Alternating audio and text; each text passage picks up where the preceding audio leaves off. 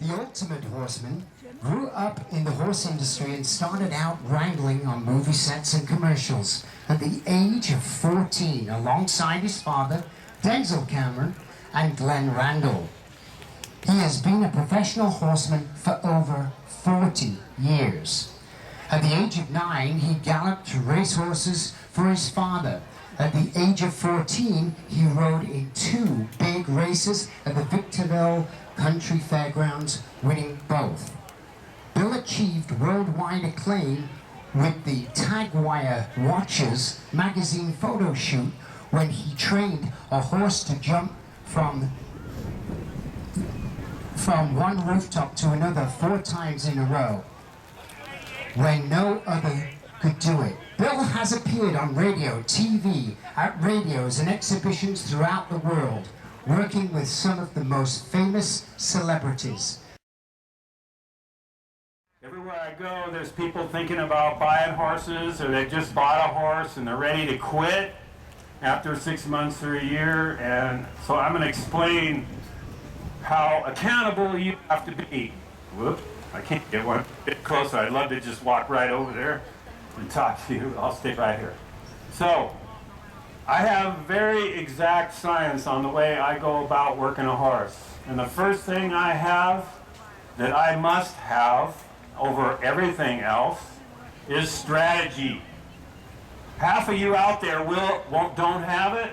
I didn't have it for like the first 20 years I worked with a horse. I just worked with using my natural ability and try to make the horse improve as I'm working him.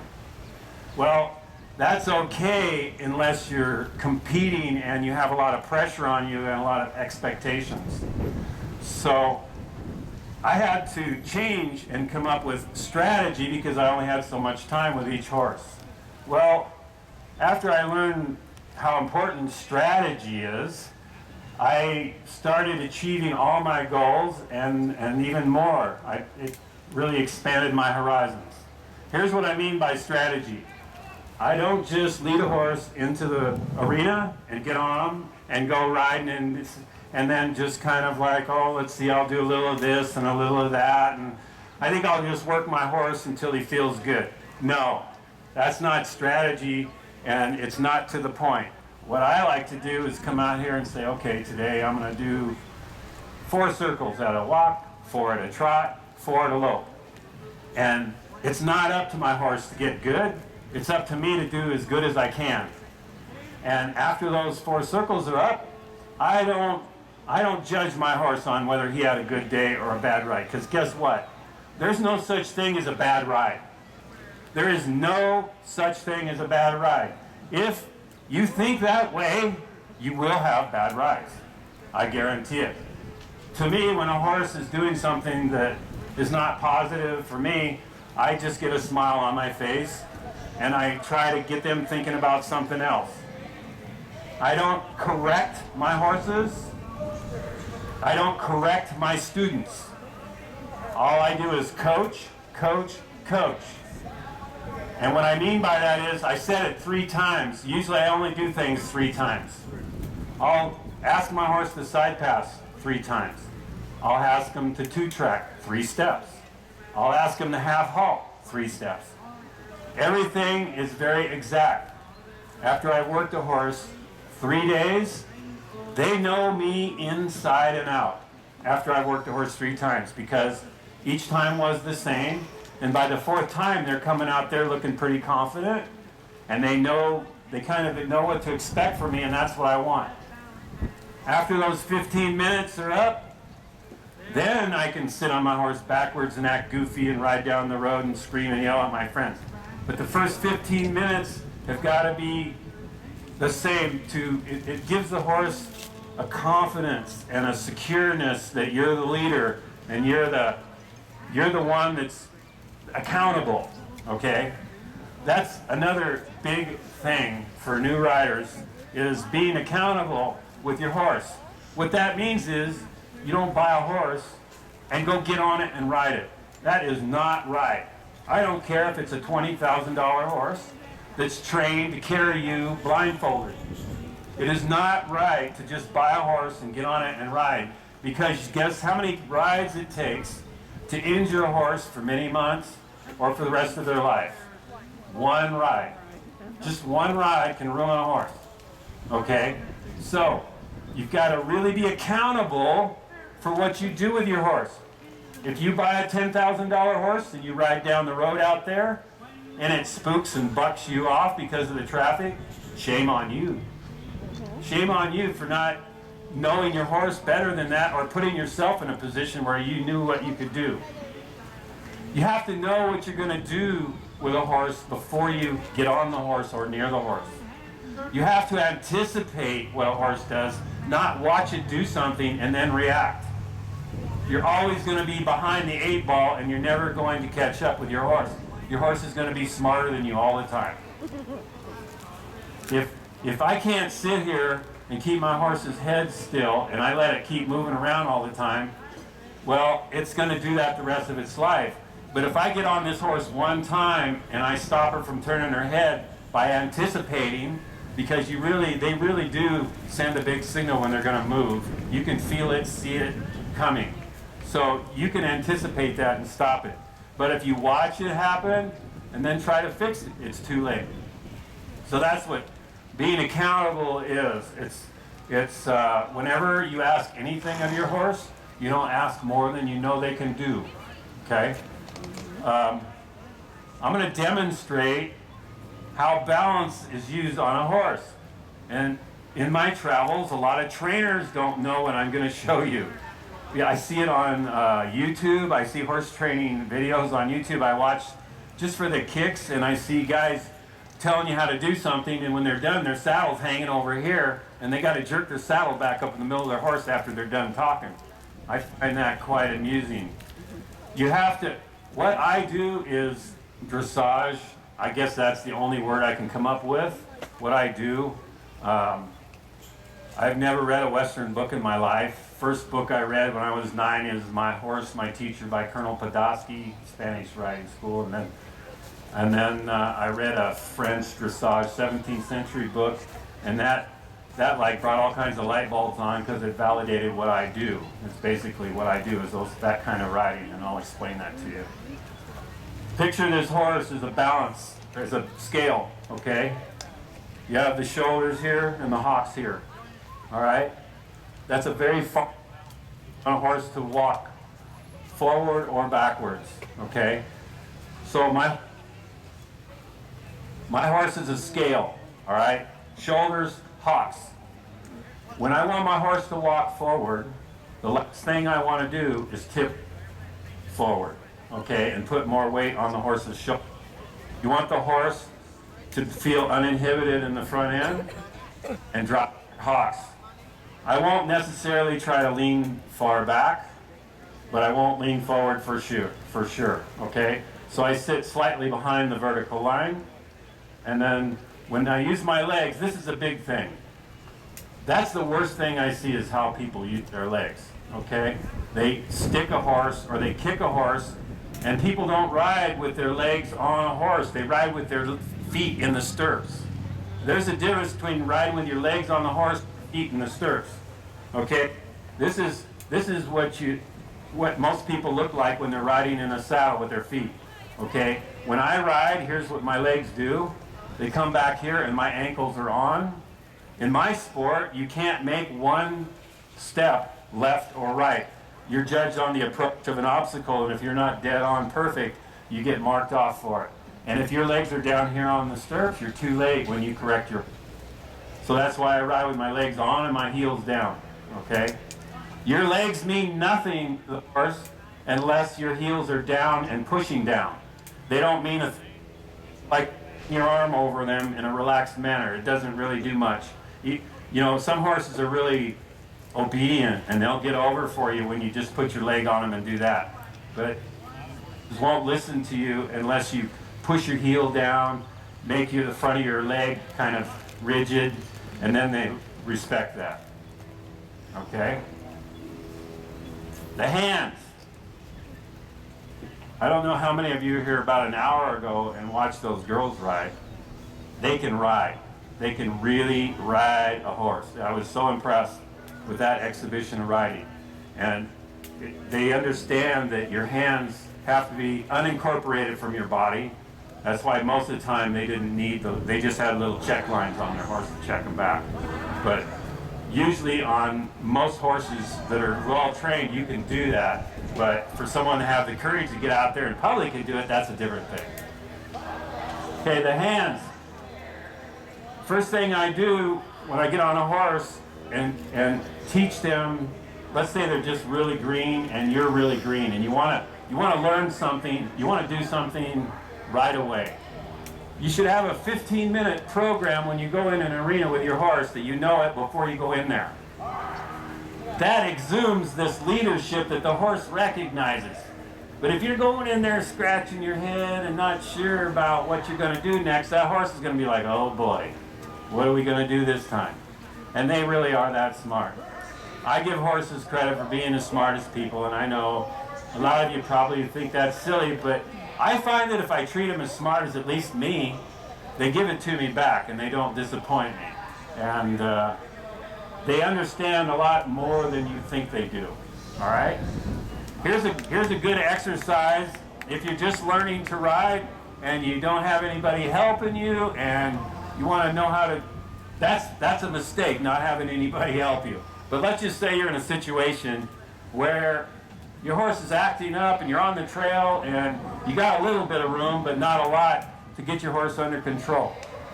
What I do, because horses are split, their brain is split. They're either thinking with one side or they're thinking with the other side.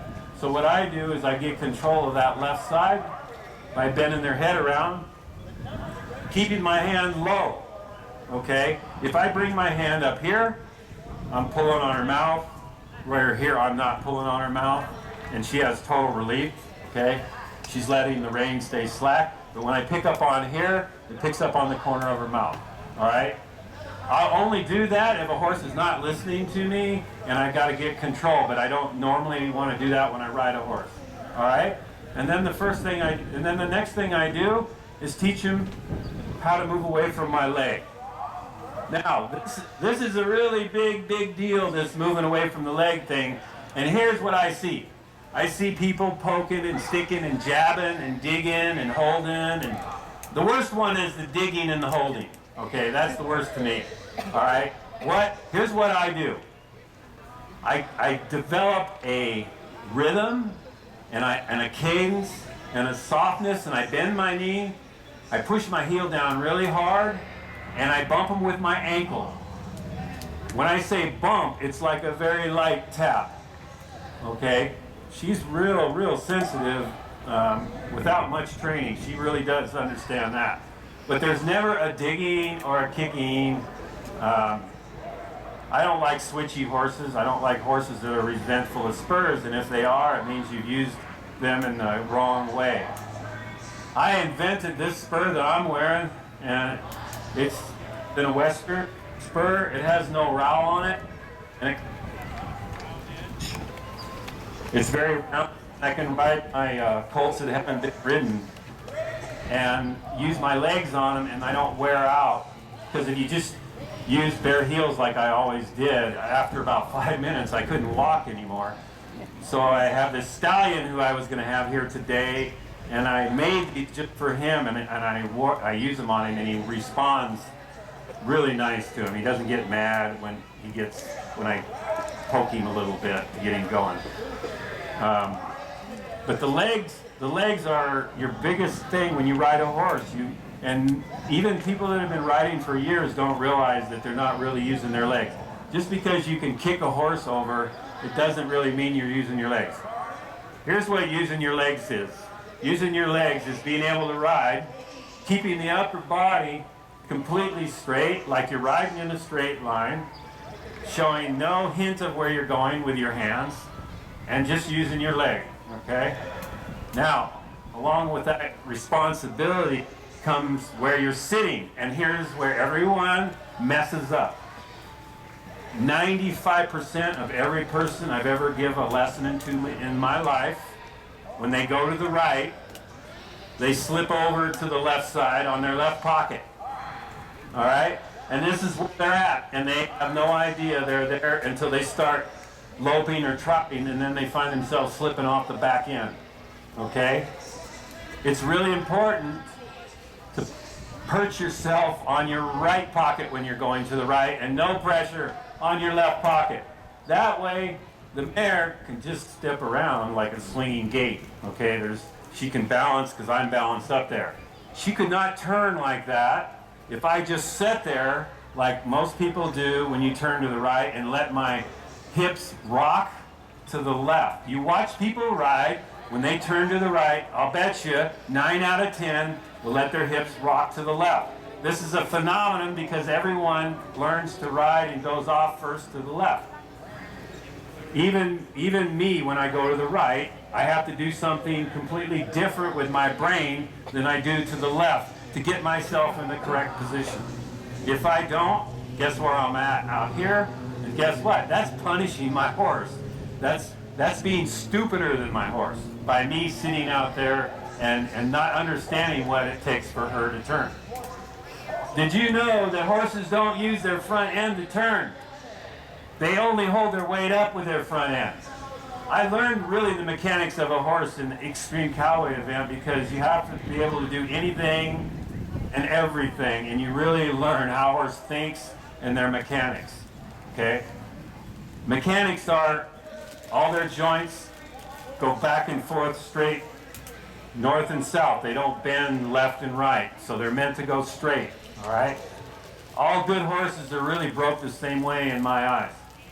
Here's another thing that's a phenomenon that I think a lot of even veterinarians are missing out on, especially when the x-ray horses, they're trying to figure out what's wrong with them, but unless you're a rider, you'd never know, and that is horses must carry a rider in frame. Okay?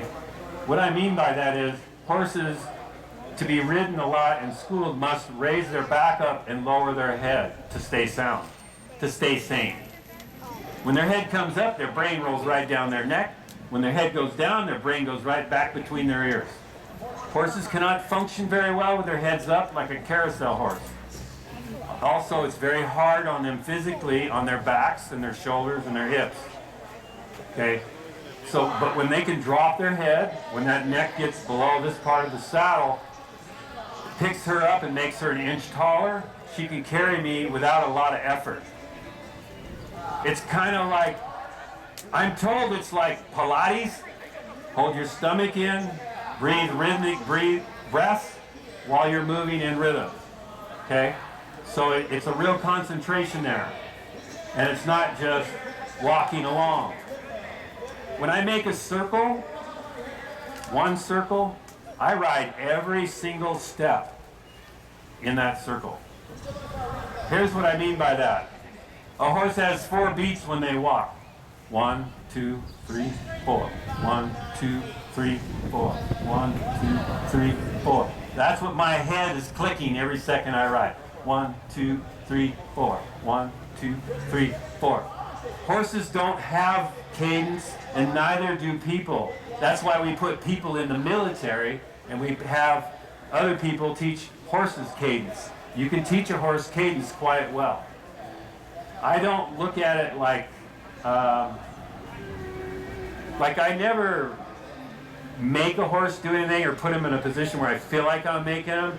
I do things I know they're ready for, and that is no effort. That's a lot more fun than putting them in situations where you're not sure what's going to happen. Okay? So when I put it all together, hands, zone for the hands. I'm getting closer and closer to you guys. Okay, the zone for my hands is right up here. All right? Right up here in front of the horse's withers. My hands are unincorporated from my body. Okay? And I'm totally keeping my and using my legs. Anytime I want to tip the horse's head a certain direction, it doesn't mean I'm going to go that direction. For instance, if I'm tipping her head to the left, I'm going to still go to the right. I do not use these reins to guide. My brain is in my foot. When I want to do something, to go, stop, whatever, I can use my foot. I can actually just stop riding and press on the stirrups, and she knows to stop. So you can imagine if somebody just got on her and was holding her back and pushing on the stirrups like everyone does when they hold a horse back. She would probably go bonkers on that. So keeping my feet off the stirrups. Like when you learn to ride, one of the best things you can do is learn to ride without stirrups or bareback if you're brave enough. Be with somebody that knows what they're talking about, because stirrups confuse horses and riders, because a lot of times if the riders are being coached, they don't realize what's going on. They can't correct themselves. There has to be somebody watching.